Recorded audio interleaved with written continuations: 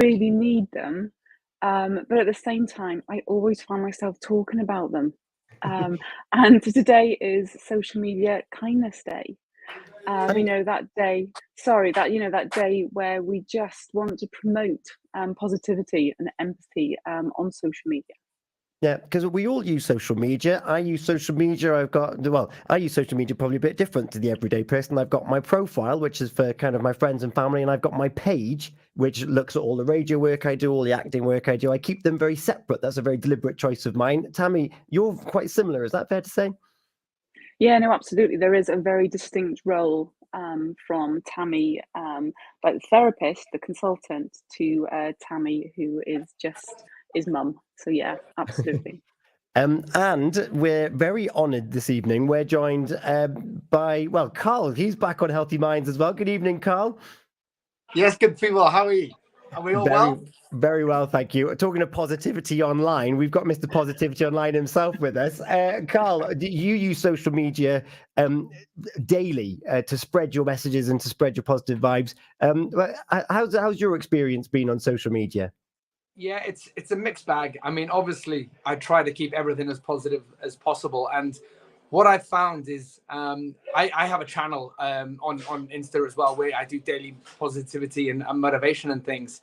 And I'm finding that even when I'm posting not so much positive quotes, but just quotes that make you think internally and then a bit more in depth, the amount of messages that I get because they think I'm speaking negatively or I'm in a bad place myself.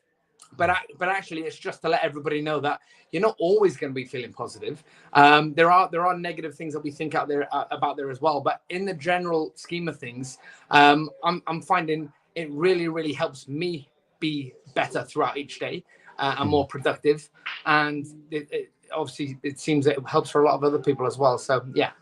That's the thing. We're all more similar than we are dissimilar. And seeing those quotes and seeing those bits and pieces, it's nice to have that prompt. The way that I use it as well is if I see something that's meaningful to me, I'll share that and it might resonate with someone else. And hopefully we're sharing that gift of reflection, which is a bit of taken for granted these days. Yeah, absolutely. It's all about putting it out there into the atmosphere. And then people can receive it and they can move on it. And for some people, it might just be a quick flick through and they go, yeah, there's another quote. And they might catch one word of it and they might look back or think back in 10 minutes and go, what actually was that? For other people, they'll read every single word and they'll read it all and they'll take it on board. I also know in the same instance, if I haven't posted one by 12 o'clock midday, that people are calling me and saying, where's the quote of the day, Carl? So, there is horses for courses. Some people will utilize it as and when they need it. Some people will flick through and go, oh, here he is, Synergy again, talking blowing noise. And then other people will be going, right, okay, where is it? I need it. It's meaningful to me. So, yeah. And Hayley, of course, is the other contributor here on Healthy Minds, Better Lives. She can't join us this evening. However, she is very active on LinkedIn, sharing her messages as well. We do still have a fourth contributor with us this evening for Healthy Minds, Better Lives. You might recognize him if you're a watcher of a certain Big Brother on the telly. You may have heard of it. It's the biggest social experiment that's ever been. Dylan, hello, welcome. Hi, guys. How are we? Very well, thank you. How are you, first and foremost? Yeah, I'm fine. I'm doing much better now. I've just managed to decompress a little bit from being in the house last week. It still hasn't even been 7 days yet. So I'm still a little bit, I don't know what's going on. My body clock is not working properly yet. But I am out and I am feeling fresh. So yeah, you came out of the house fairly recently. As you say, it's not even been 7 days yet. How long were you in there in total? So I was in the house for a total of 28 days, I believe it was. And I got out last Friday. That's when I was evicted. Last Friday. Now, when, because the Healthy Minds team, we come together and we bash our heads together kind of 2 weeks in advance of the show coming up, and it was Tammy that came up with the idea of Social Media Kindness Day, and Carl straight away said, there's someone we need to talk to. I think he'll come on and talk to us because social media kindness, it's not always there all of the time. And let's be quite honest about this. We're all a little bit middle-aged. I'm looking at my nieces and I'm looking at my younger relatives and I'm thinking they're being brought up with this from a very young age, this living on your social media and living on your phone. We kind of got away with it for a long time. But now, Dylan, I'm sure that you'll agree with this. You stepped out of that house And it wasn't social media first that made you aware that something wasn't quite right. It was an actual physical reaction. Yeah, so the moment we stepped out of the house, it was a double eviction on Friday. It was me and Paul. And I heard Paul go out first, and I heard the boos. Now, before we even got out of the house, as soon as they go live, you can hear the crowd inside the house, which is like the first human you can hear. So it's really weird.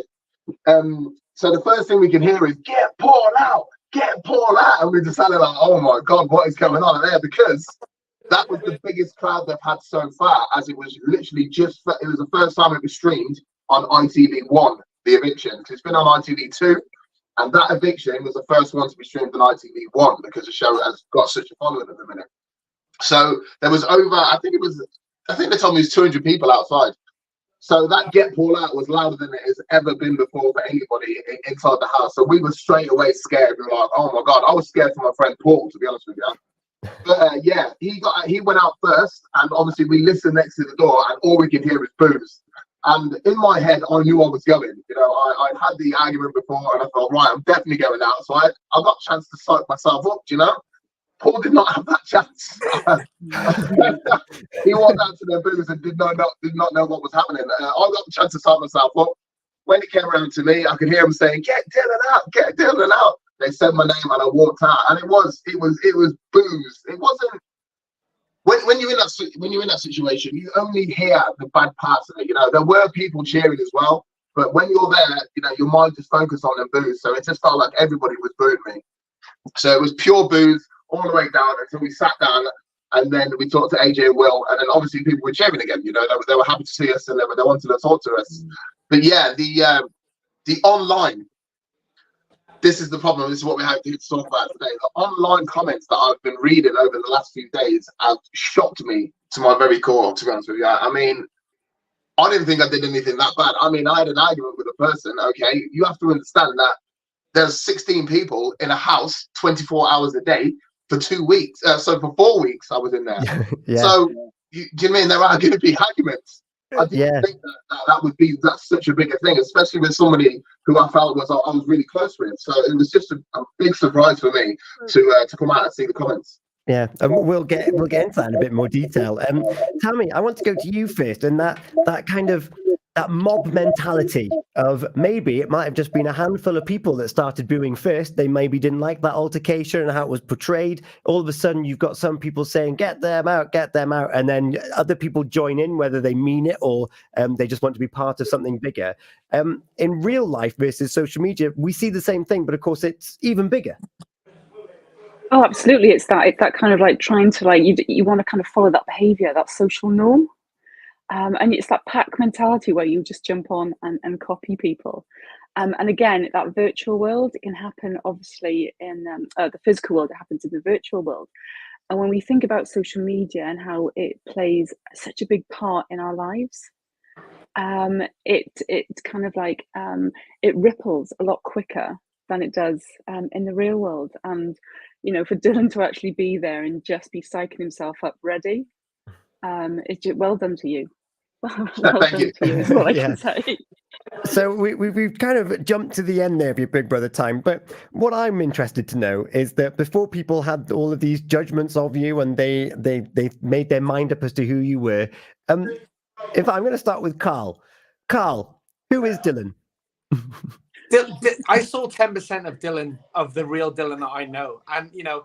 I thought he was maybe not going to get past the eviction before, and I'd sent him a big message. He wouldn't have seen it until he was out and whatnot, and I was saying my opinion on whatnot. But I think Dylan was put in a situation. This is obviously my personal preference and opinion, where you couldn't necessarily be yourself from the start, because somebody that's too out there and too outgoing and all for it is going to be judged.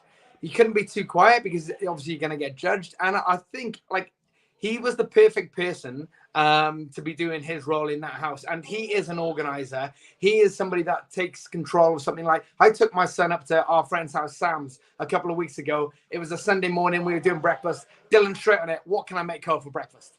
Right? What does he eat? He's one of those people. He's a group person that likes to look after everybody. he's much more of a joker and a singer and a dancer and a rapper and whatnot. And, you know, it's all good times and positivity. Like when I call up Dylan in the week, a couple of weeks ago, if I'm having a bad day, I'll send him a message, and he's driving down the road and he's sending me a 4-minute voice note. And I've called him and go, I needed to hear that. Like Toby does to me. I do to Toby, Dylan does to me. And I feel that I'm just really frustrated that being in a situation where not everybody is their true self in there, and a lot of people are not their true self in there. Dylan couldn't be the person that we know and love to the full extent. Dylan, did you agree with that? Yeah, 100%. 100%. Okay, so people say that, you know, you can't play the big brother game. But I mean, if you go in there loud as balls, then you are going home straight away. Okay, now we've seen that with Farida in the first week. That woman had an opinion on absolutely everything, and it irritated people instantaneously. So she was gone. You know, you knew she was gone straight away. I am happy. Usually, I'm a happy, jumpy round sort of person, as Carl was saying there. And yes, I do give out that positive vibes. But in that situation, it can be too much sometimes. You know, 16 people thrown together in an unknown format. You know, none of us have been trained for anything like that. It's not as if we have been on TV before or media trained or anything. You know, we literally just been, okay, you're going in. Go in this house, and you are living in a TV studio. You know, it is a shock to the system. It's a shock to the mind, and you have to tread carefully because, you know, there's 16 people in the house, and you've got to spend 24 hours with them. And the last thing you need is to make things awkward. So Carl is completely right. I was not my loud, happy, jumpy around South, but hopefully that was coming out a little bit at the end. Maybe, I don't know. And then what's your background then, Dylan? Who are you? What do you do in your day to day? Tell us about the company that you keep usually. What keeps you busy? What entertains you? I can see some Star Wars memorabilia in the background there as well. Oh, we love Star Wars. I'm a Star Wars fan. Yeah. So, right. Let's just start from the start. I'm from Coventry. I left Coventry when I was about 17 years old because I wanted to be a DJ, and I went to go and live in a little place called Mallorca. So I went over there for a season and I started DJing there, and that was my passion really. DJing and entertaining is my passion. So I started when I was 17, and I moved from Mallorca for one season, and then I went to Tenerife, and I pretty much spent most of my adult life living in Tenerife as a DJ and as a singer. Always loved to entertain people. That's what I've always done, you know. It's just my bread and butter, and it still is today. I'm still a DJ today, you know. As for the later part of my life, when I lost my leg, there was a bit of a transition. So, you know, there was the party, Dylan, okay, we're all going out, we're DJing, we're singing, we're having fun when we're young. And then in 2017, I lost my right leg, which was from an accident that I had 3 years earlier. So the accident was when I just opened a bar. I had my own bar in Tenerife, and I was on the way to the bar, and I got hit by a taxi, and my foot was snapped in half. So I had to go to hospital. They put the foot back together again and said it should be fine, and it just wasn't. I lived in pain for 3 years. I couldn't walk properly. It was just a very hard time for me for 3 years. Obviously, being a singer and standing up and being a DJ, standing up all the time and running a bar with the foot not working properly, it was just a very hard 3 years for me. It came to a point where I couldn't get up one day. Just one day, my foot just wasn't working. I had to call an ambulance. They took me in, and he said, "Listen, your foot is died inside. At the top of your foot, it's literally died inside. Where there was no blood getting to the top of it, where they thought they'd fixed it. The bone had died, so there was an infection." And they asked me. They said, "Oh, listen, we're gonna have to cut another piece you cut off." And I said, "I'm not being funny, but I'm sick of the pain. So let's just go with the amputation now." And then I'd sit down, talk to a load of psychiatrists and whatnot to make sure that I was insane of mine. And then I had my foot amputated, and that was 2017. And then since then, I was in hospital knowing that I was going to get an amputation, and I was looking online, as our generation does, you know, looking for videos and things to help me through it, what to expect, what to do. And unfortunately, there was literally only one other person doing anything on amputations, and she was in America, which is not the same system as we've got here in Europe. So I decided to start making videos. So I took a GoPro camera and I made a video every single day of me in that hospital. So it was a week before my amputation, all the way until I walked again, which was 2 months and 2 days later. And again, with Carl there, with the positivity thing, I found that doing that spreading that positivity, and I was putting out positive messages every day. I found that really helped me get through all the time I was in hospital, you know, and the positive mental mindset that I gave myself helped me to heal quicker, I believe. And I was walking again, literally, I was walking again 2 months, 2 days. That's pretty fast, you know. I got a leg chopped off 2 months, 2 days. I was running down the street. So yeah, that really helped me, and that's what I do. Do you know what I mean? And since then, all I've done is really try and make videos for amputees so that they know that they can do things that they didn't think they could do before. So I will do videos on going abroad. Say if you're going through an airport, what to expect. Do you have to take your leg off? It's going to be swabbed. Do you have to take an extra leg? When you go in the swimming pool, what do you need to do? Do you need an extra leg? Do you need something else? Things when I went to America, I found out over there that if you go shooting, which a lot of people go shooting in gun ranges and whatnot, you need to make sure you've got your receipt, because when you come through the airport, they're going to swab it, and if it's got gunpowder on it, you've got a problem. So it's just little things like that that you don't know, you don't think about unless you're an amputee, that I've just made videos on. So my whole life since the accident, it's just been trying to help amputees, really, and that brings us to chucking at me in the Big Brother house, really. But before we go into what led to that decision, Tammy, we talked literally last month about adversity and how increasing your psychological flexibility, finding yourself in situations that you've got to overcome, can actually make you more resilient in the first place, which I'm going to assume something here for later on in the conversation, that Tammy, that's probably helped Dylan since departing the house. Yeah, absolutely. It is that finding that inner strength. It's about moving outside of your comfort zone as well. You know, you think about, like, you know, you can have that kind of like wonderful picture of that big circle being your comfort zone, but you also know that the magic happens just outside of it. So absolutely resilient, and to be producing that footage to help you get through what you've gone through is there to empower other people as well who are perhaps just starting that journey. So it's absolutely fantastic, Dylan. Really well done. Yeah, Thank you. And Carl, we don't always have the choice to go out of our comfort zone. Some things are thrust upon us, such as with Dylan's example, you didn't want to initially to have anything wrong with your foot at all, but it was the circumstances that you find yourself in. What kind of stages can people expect to go through when they're faced with something like this, Carl? And what advice would you give to them? Yeah, it's obviously very daunting when you're put in a situation where your back's against the wall. It happens to us, but I mean, sometimes you don't have the pre-contemplation phase where you can kind of think about what's going to happen and then how you're going to deal with that. I think you just put in that and you go straight to action phase. And sometimes it's kind of it's fight or flight mode, isn't it? Sometimes when you put in that action stage, it is the best thing to do, because if you try and think about what's going to happen and how you're going to deal with it, it could become too overwhelming. The anxiety could build up more and more, and then you are probably going to fright rather than fight, and you're going to stumble, and you're going to really find it hard to get through that action part. So sometimes when you're put in the middle of it, it is best just to go, right, I'm going to take action now. I'm going to do what I need to do in this particular situation. I'm kind of figure it out as I go along. There isn't always phases that link up. Sometimes they will jump back and forth in between. But I think that, you know, the best advice I could give in this is go with what your gut feels in that situation. If you feel that you're somebody that just needs to move and do something about it and take action, do that. If you think you are an overthinker or you're a critical thinker, then and that will help you develop a better process and reduce the stress whilst going through these phases. Then it's horses for courses. But the first thing to do is not be quiet, not sit back and not be open about it. That's the most important thing, is to get out there, let it off your chest, write it down, speak to somebody, or take action of some sport, movement, whatever it might be in a situation where your back's against the wall.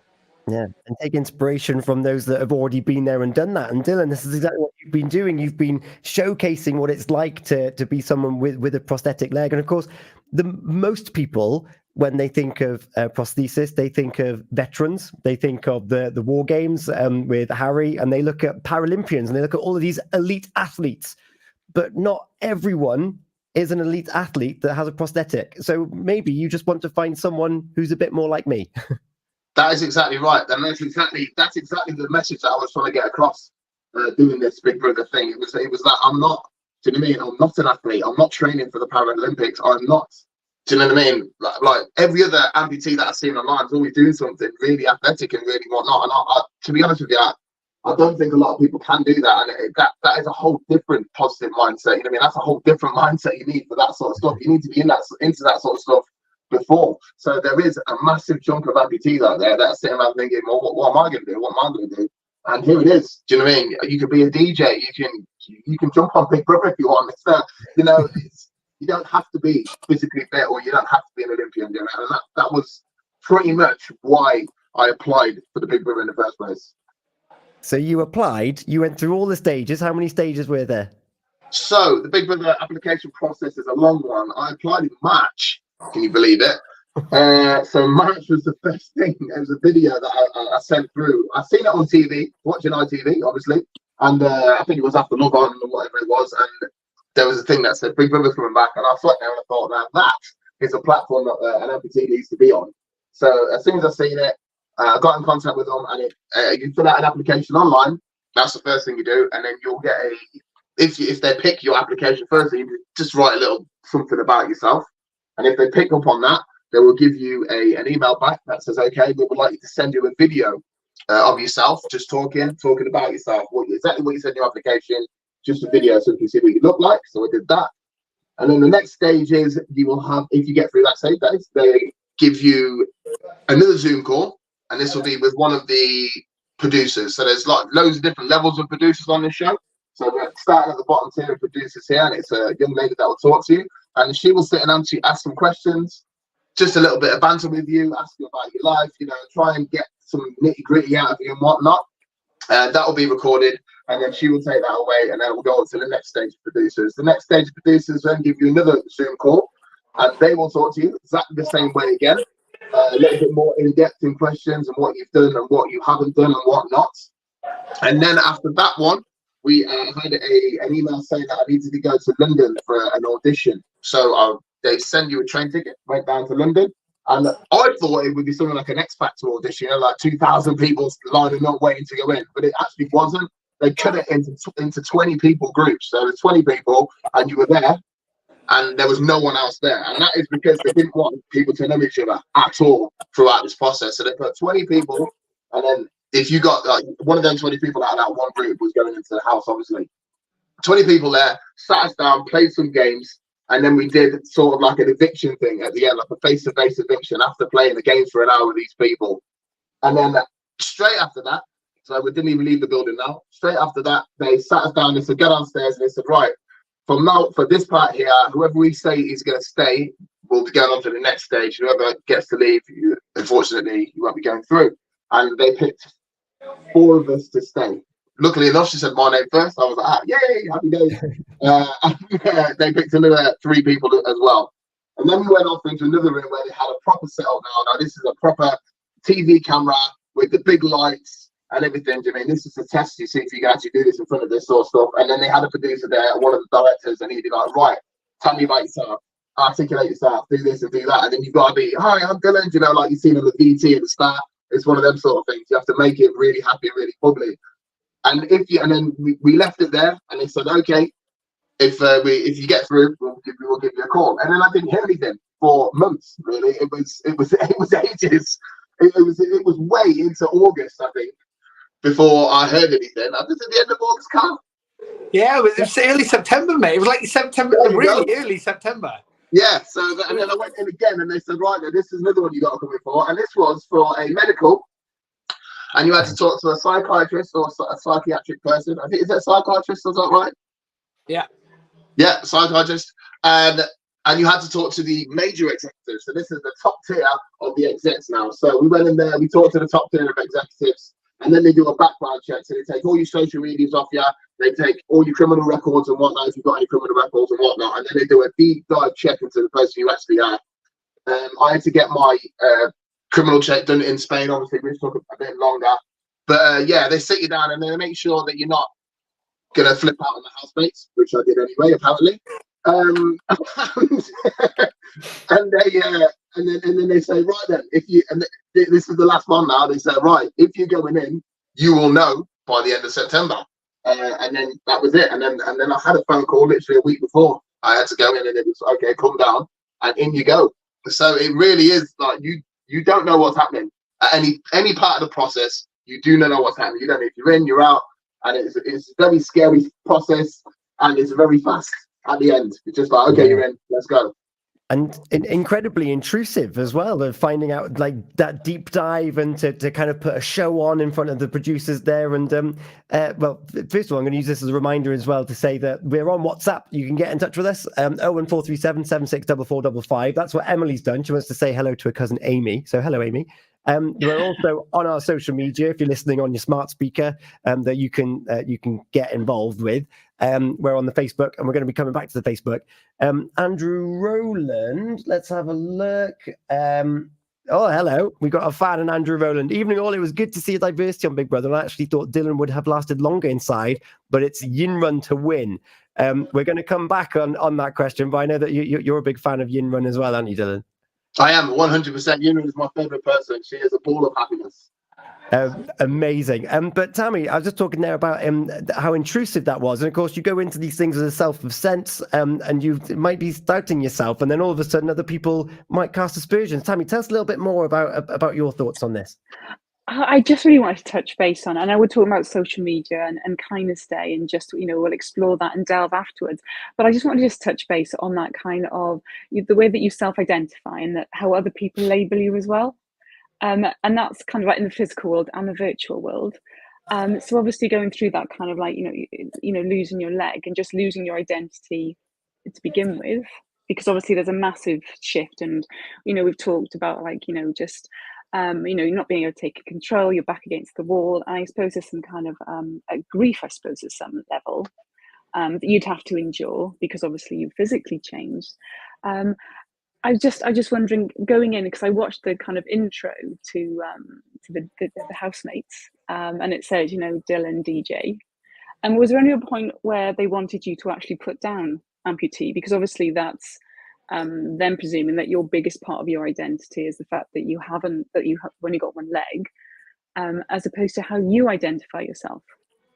Yeah, so that's interesting you should say that, actually, because in my mind, I thought that I had got onto the show because I was an amputee. I thought, oh, that's an interesting thing to have. But as you might have seen in the edit, they didn't actually show anything about my amputation, and they didn't actually show anything about what I do on videos and whatnot.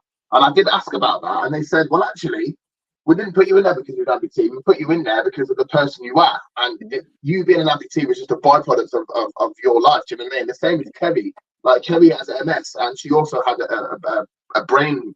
I don't know what it's called now. She had a problem with her brain as well at one point as well. But they didn't put any of that sort of stuff in because they didn't want the public to be like, oh, he's an amputee, or she's got MS. They wanted it to be about our personality. So I think it was actually quite clever the way they did it. And yeah. Yeah. Well, we're going to delve deeper into what happened when you actually entered the house, but we are going to take a little moment, and we're going to come back on the smart speaker, on the mobile app, online, and on social media. But we're going to take a 2-minute break. We're going to come back in. We'll talk about what happened in the house, the altercation. You just alluded to it there, and you mentioned it earlier on before. And what Tammy was just saying there about people, how you've labelled, how they've labelled you, and subsequently how social media has labeled you as a result of, I've heard you talk about this, like the 5 seconds of a 24-hour day of what's actually fed to us as individuals. And do we need to take more ownership as to understanding what we are fed on social media channels, on main TV channels, and actually making those judgments maybe a little bit too quickly. But you do have a lot of love, Rachel, John, loving the positivity. You should have won. Echoing Andrew there, and Anna King as well, saying that this is great, guys. Well, we're not over yet. It's just gone 9:30. We're going to take a second. We'll be back in 2 minutes. So don't go anywhere. Get yourself a cup of tea. This conversation is far from over. All I know is 10:35 and I get